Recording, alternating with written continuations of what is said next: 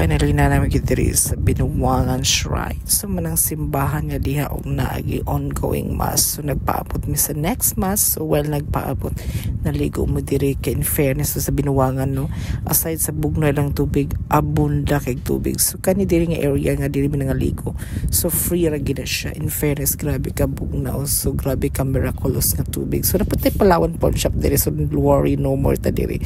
Kung na magpadala mo while na ka diri, di ba? So ipakita na ko ang shrine sa Our Lady of Lourdes, kapistahan sa Birhen sa Lourdes. So muna siya ang dagat, muna ang Subahizan. So finally is Lourdes Shrine. So muna siya ang dagat nila nga doon sa Lourdes Shrine. So diba?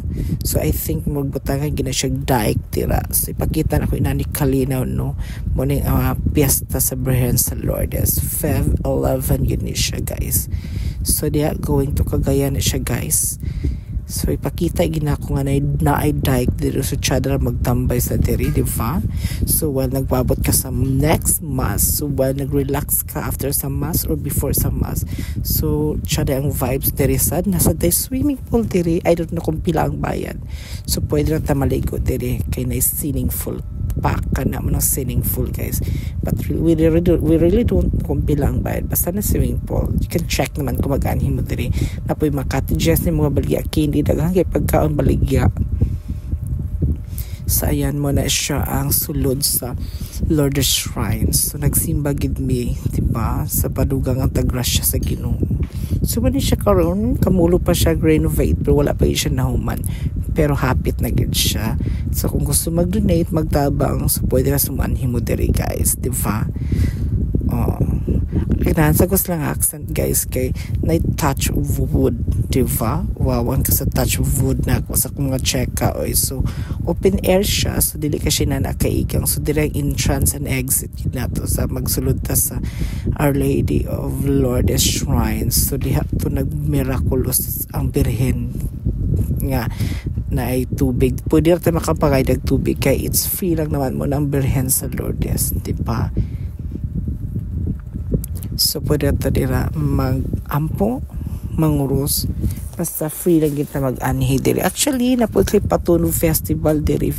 May tabo daw every fiesta ata daw to na fluvial parade. So magaling area nga diri daw nagmiraculous ang Birhen sa Lourdes. So diha nga area diya ta magkuhag tubig, depende na sa yung pagtuha kung maayo mo na ara gid na sa inyo gid siya. So diha ang miraculous, diha siya nagpakita. So sa una gagmay pa mi diri malika, and this is it na po pikas sa una mga ligo midira. I don't know kung makapaliguan pa ba na karon, pero sa una pwede pa siya pakaliguan.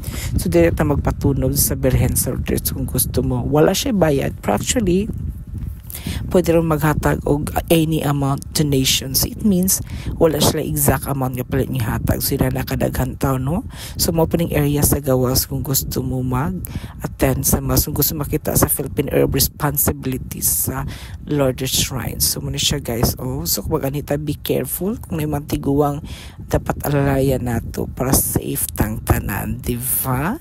Ayan. So pa doon siya gabi kay magsimpa mi kay 6 PM among simba.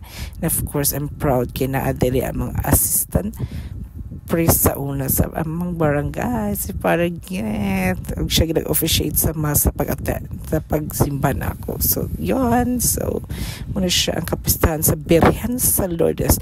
Viva! Diba? Pwede tayo mag-agi, guys. Kung di ka gusto dito sa sa ramp mo agi, pwede rin ka dito. You have an option para everybody happy, diba? So, mani siya ang Binuangan Misamis Oriental. So, sikat pa din siya nga shrine kay before daghan gini nahitabo nga Milagroso na KMGS na po. So many time moment nagsugod na ang mass, di ba? So mamati na ta, di na ta matulog kay na arba mga yawag so sa magsimba ta katugon magitangan no magin na siya, no. So magampag ita premi mo ng Birhen sa Lourdes. So kapoy madaki magkuan to voice over pulavan lang gyud ta kaway nagsugo magid nato. So diha na si Father Julian nagkuhan siya sa Birhen sa Lourdes. So I hope nag-enjoy mo, and kung gusto mo mag-visit diri, so medyo dool siya gikan sa hingo og gikan mo sa kan medyo duol ra pod accessible siya because along the national highway ra siya, so dali siya tudon